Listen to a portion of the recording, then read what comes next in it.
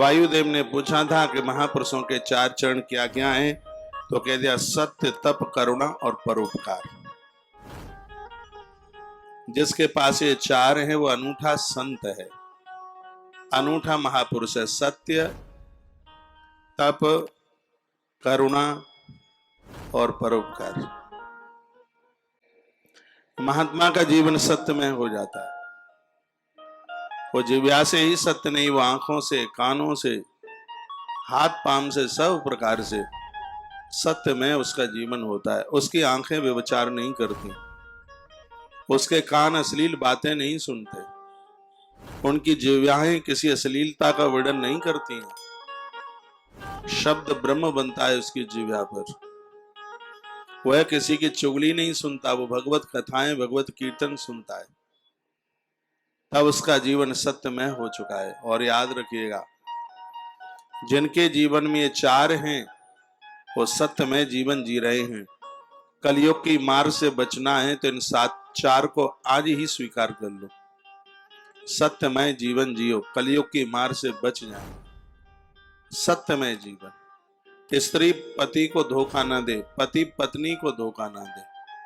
धरती पर देवताओं की तरह आप जीवन जी रहे होंगे। आज संसार में धोखेबाजों की कमी नहीं है। माताएं बहनें बड़ी दुखी हैं पति से, कहता कुछ है करता कुछ है।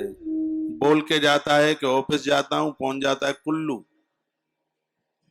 वो कुल्लू मनाली, फिर वो आता है 4 दिन बाद लौट कर। घरवाली पूछती है कि बड़े लंबे चले गए थे। कहा कंपनी की मीटिंग थी उसमें गया था। ऐसा ही बोलता है। स्त्री और पुरुष दोनों को चाहिए एक दूसरे का हृदय जीत करके, बीच में कपट की दीवार ना हो कहीं। बिल्कुल कलयुग बाहर रहेगा, अंदर प्रवेश नहीं कर पाएगा। संतों से सत्य में जीवन जीना सीखिए। और सबसे बड़ा धर्म है सत्य। पूर्व में भी कहा है, धर्मन दूसर सत्य समाना, आगम निगम पुराण बखाना। यह वेद पुराण की आवाज है। ये शब्द मुझे इतना अच्छा लग रहा है। विधाता ब्रह्मा कहते हैं कि जब तक धरती पर साधु रहेगा, यह कलयुग सोचता रहेगा कि मैं कैसे प्रवेश करूं। चित्रकूट में 2 महात्मा तपस्वी तप में लगे हैं। एक है बाबा तुलसी और दूसरे हैं रहीम।